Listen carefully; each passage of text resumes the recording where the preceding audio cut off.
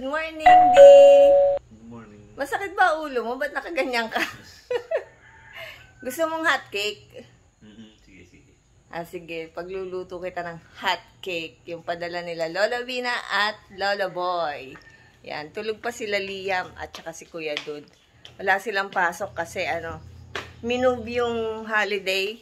Ano yun? Bonifacio Day. Kaya ayan, tanghali na ako mag-aasikaso. Ang oras, 6:15. Pero kung may pasok, 5 AM gising na kami. Eto mga Mars, yung ating hot cake or yung ating lulutuing pancake. Ayan. Teka, tanggalin natin. Ayan. Ilagyan ko ng sipit para hindi pasukin ng ipis or what. Ayan, although may lock naman yung pinakatakip niya. Ito hindi naman talaga panukat to eh. Ano lang to yung parang hulmahan ng pag gumagawa ka ng puto. Ayan yung pinasasando ko. Ayan, tansya-tansya nga lang ginagawa ko eh. Basta yung ano niya, yung consistency niya, hindi masyadong malabnaw, hindi masyadong malapot. Nilalagyan ko din pala ng itlog. Ayan. Kulangin yung kalahati nito. Kaya ang ginagawa ko, hinahaluan ko pa rin siya ng tubig. Hindi purong gatas. Kasi mahal ito eh. Yung kalahati, ititimpla ko pa siya sa susunod na araw. Ganun. Ayan na mga Mars, natimpla ko na siya. Tapos nilagyan ko na ng konting mantika. Ayan, hahaluin natin. So ayan, lalagyan na natin ng keso mga Mars. Ilalagay ko na lahat itong keso na to. Ayan. Kahit hindi mo na nga ito lagyan ng toppings eh, pagka naluto. Pagka ganyan, tapos medyo sumobra naman ng lapot, mag-adjust na lang kayo sa tubig. Dilagyan nyo ulit ng konting tubig or gatas. Ayan o, ang dami o. Sarap nito. Ayan. Dinagdagan ko ng konting tubig kasi masyadong lumapot dahil doon sa nilagay kong keso. Ayan, so ganyan na yung consistency niya o. Hindi masyadong malabnaw, hindi masyadong malapot. Sakto lang. Okay, so unahin na natin to. Magkaroon na tayo ng first batch. Dahil ang oras ay 6:30 na. Tagal din ang preparation talaga pagka nagbablog ka. Ayan. Pag gumagawa ko nito, hindi masyadong malalaki. Hindi naman masyadong maliliit. Sakto lang. Ayan. Iniwasan ko yung side na yun, no? Kasi didikit yung pancake. So, syempre habang nakasalang yung aking pancake, nakasalang din ang aking labahin, mga Mars, mga decolor. Ayan. Banlaw na siya.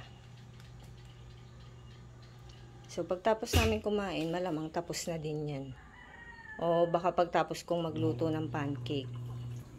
Ayan. Bumubula-bula na siya. Nakikita nyo ba mga Mars? Pagka ganyan, pwede na siyang ibaliktad, pero ako minsan duda pa pagka ganyan. Nakadikit pa yung ibang side niya eh. Ayan, finally, na-move ko na siya. Tak! Oo. Diba? Golden brown. Ayan, tingnan natin. Ayun, nasungkit ko na siya. Ayan, mga Mars. Pak! Diba? Ito na yung last batch mga Mars. So, ayan na yung naluto ko. Ang dami, diba? Dahil dyan, titikman ko muna mga Mars. Di, luto na yung pancake. Luto na yung pancake, Di. Ayan, o. Sige, tikman mo na. Yung nakasalang ko, saktong-sakto. Tapos na akong magluto. Tapos na rin yung nilalaban ko. Ayan. 1. Sasampay ko na. Oh, anong lasa? Sarap. We. Nilagyan, anong lasa? Anong nalalasahan mo? Malinamnam ba? Tama lang. Hindi mo nalalasahan? Wala kang kakaibang nalalasahan? Wala. Langya ka. Wala. Nilagyan ko ng keso yan. May keso yan, Di, tsaka gatas. Kala mo naman kasi basta pancake, matik, ganyan na lasa. Hindi, no? Ay, anak, nagluto ako ng pancake. Ito. Lagyan natin ng toppings. May ano dyan, yung chocolate. Gusto mo? Cookie Monster. Naku, may ubo nga pala to. Ang aga naman yung chips na yan. O, ayun o, tumutunog na ang washing machine. Di lagyan mo nito kung gusto mo. Toppings, chocolate. Ito yung huli mong pinadala, may laman pa, Cadbury. Guys, puntahan natin yung pinagawa naming gate sa taas. Hindi ako nakapagpadamo kasi yung tinawag kong magdadamo, may sakit. Ayan o, ang taas ng damo. Yung nagsiservice sa amin na nagga-grass cut, kinol ko siya nung nakaraan, nasa ospital daw. May, ewan ko kung trangkaso. Matagal na yata yung ubo, tsaka lagnat. Titignan ko kung makakadaan kami dito sa taas. Kasi nung nakaraan, hindi daw mailapat ni Uncle Ed yung padlock. Hindi, ikaw na nga magbukas.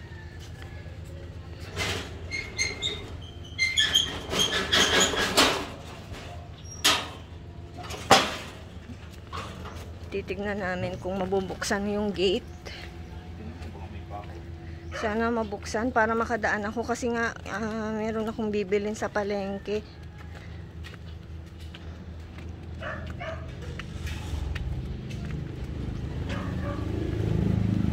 Ang tarik mga Mars.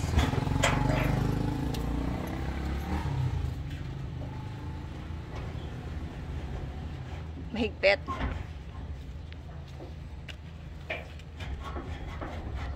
Ayun, mabubuksan.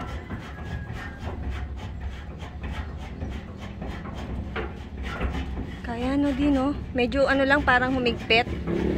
Ayun, nabuksan. Yes, makakadaan ako. Shit, hindi ko pa kinuha yung bag ko, Dad. Sus! Hindi. Hindi pwedeng balik ka. Kunin mo yung bag ko, please. Thank you. Ang tarik, mga Mars. Diyan ka na dadaan, mamaya. Dito na ako dadaan ngayon. Mamamasahin ako. Hindi, mamaya. Doon sa kwarto. Doon ako dadaan, di.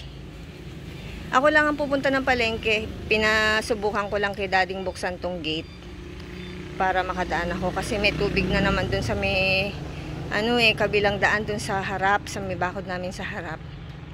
So ito mga Mars, ayan, tarik magmula nung inayos, kasi yung mga pinagtabasan, yung parang tinibag na pader dito, medyo tapos ayan, tumarik talaga siya, kaya kailangan talaga ng steps, kasi pag umulan sigurado yan magi-slide ka papunta doon sa dulo. Tsaka hindi, baka mamaya may pako yung mga bata, baka mamaya masugatan. Ayan, may mga yero pa nga nakatambak. Pupunta kasi ako ng palengke, mga Mars. May bibilin ako.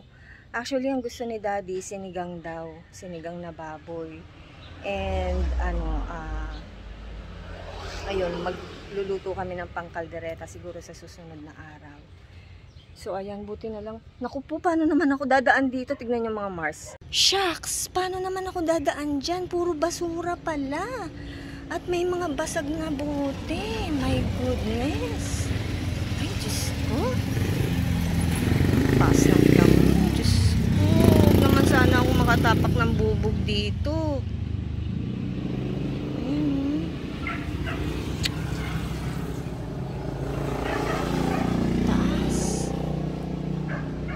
Kasi itong katabi na to, tindahan yan, ito dito.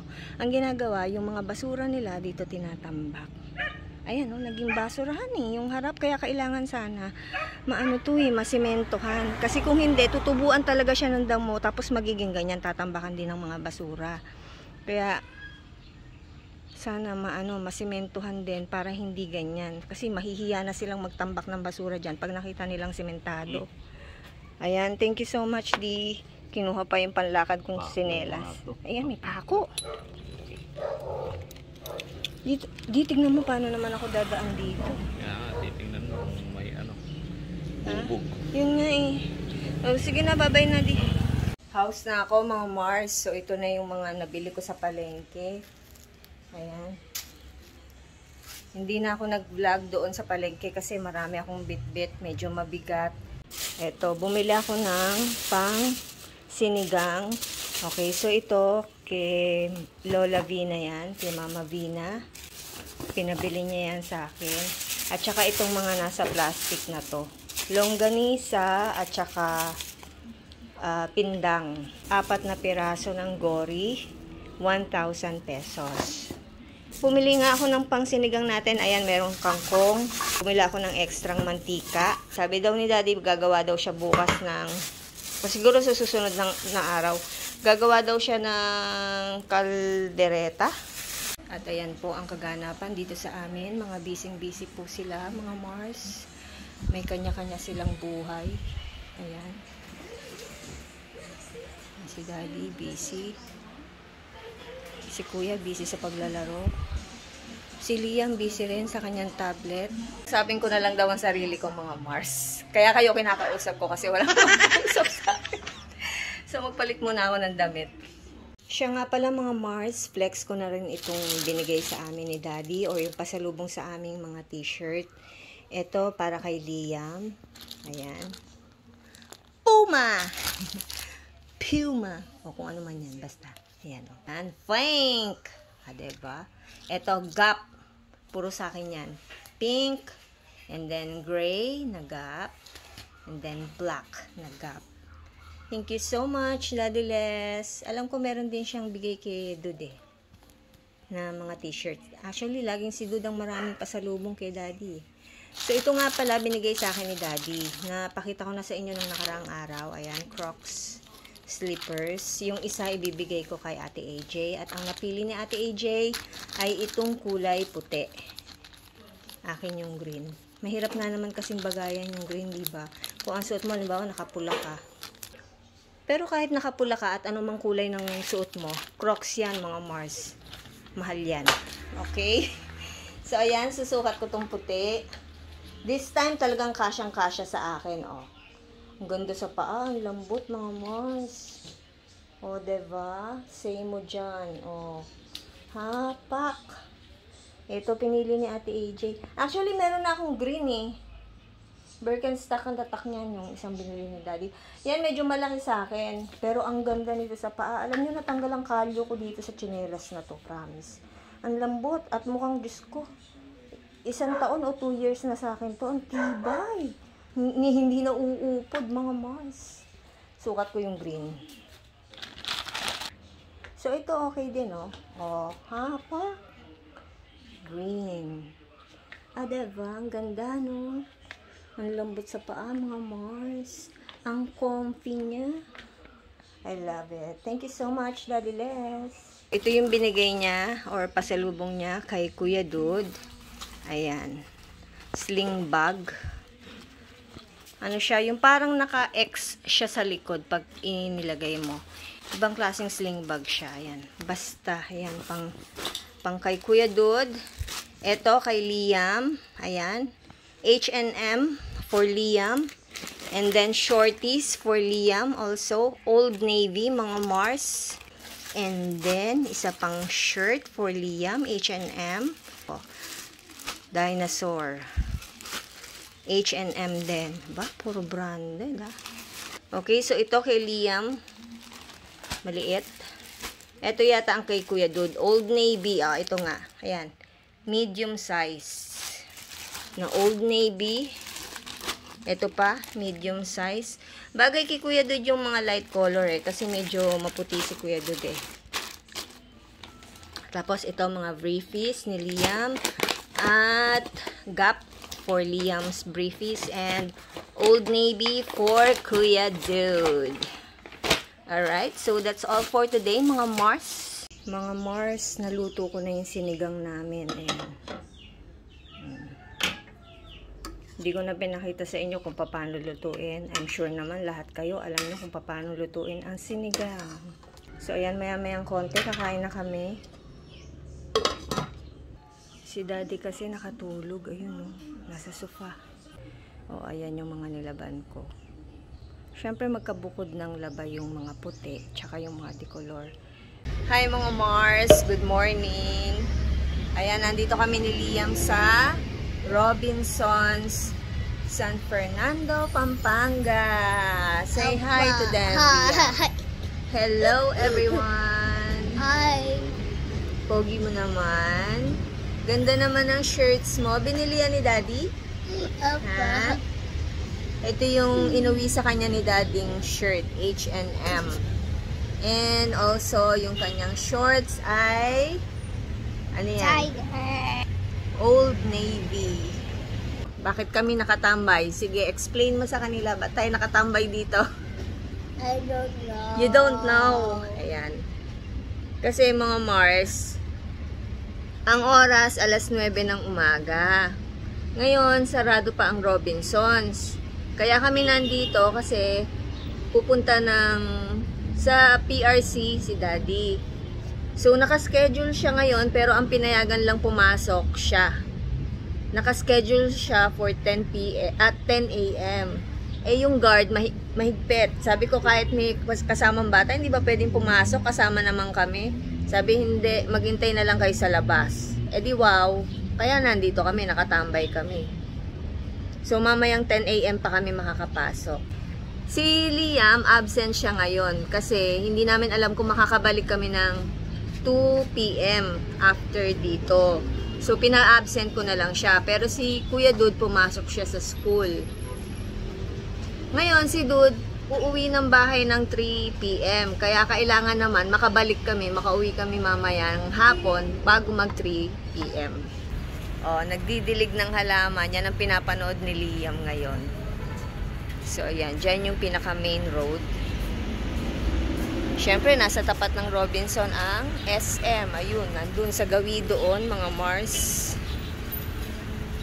Ayan, may mga din dito, nag-aabang or nakaupo. Yung mga hindi pa rin pwedeng makapasok. Yay. Diba? Apa. Wala ba akong quiche? Sarap naman ang quiche ni Liam, the Pogs. Saan mo gusto kumain mamaya? Dito. Nge, dito. Hindi dito, tambayan lang to anak. Ayan. Di, nakuha mo na yun sa PRC. At saka yung lisensya mo. Ayos. Nandito na kami ngayon sa entrance, mga Mars.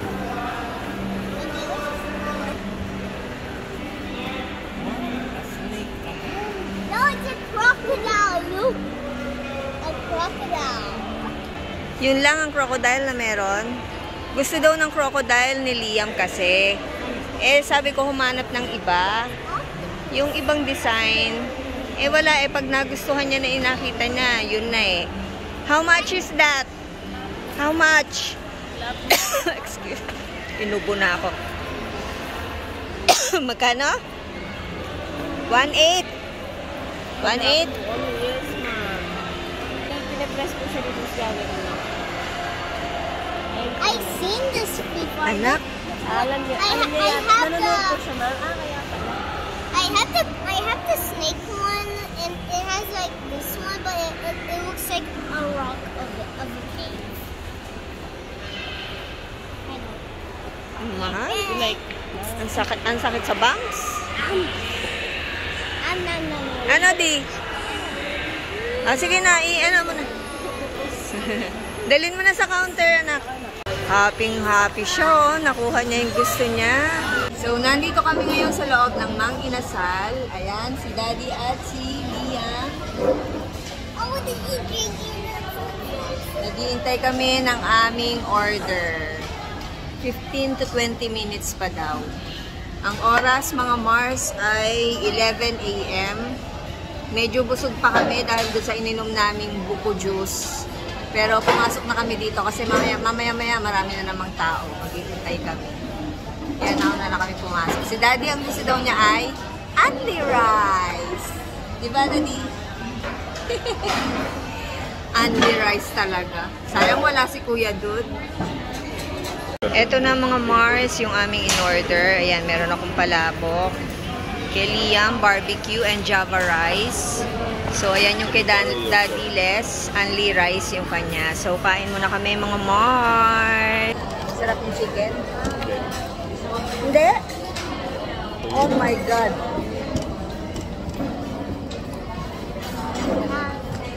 Barbecue.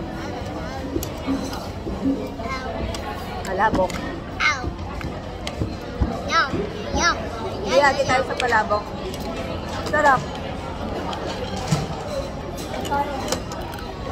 Sarap ng sauce.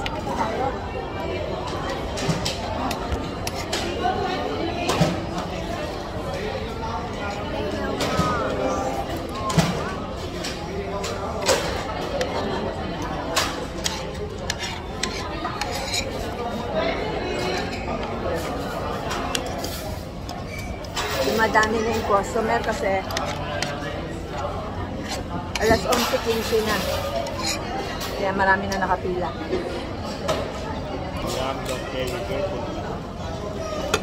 Ang lambot ng pinakababoy sa dulo. Mga Mars, nandito kami ngayon sa loob ng Robinsons Supermarket. Ayan, kapapasok lang namin. Ganda. Puno lahat ng ano nila, ng display. So, ayan, ang laki ng ano nila dito, no? Ng grocery store nila, no? Ay, oo, yung mga dadalhin mo nga pala, di pabalik. Ngayon ka na bumili.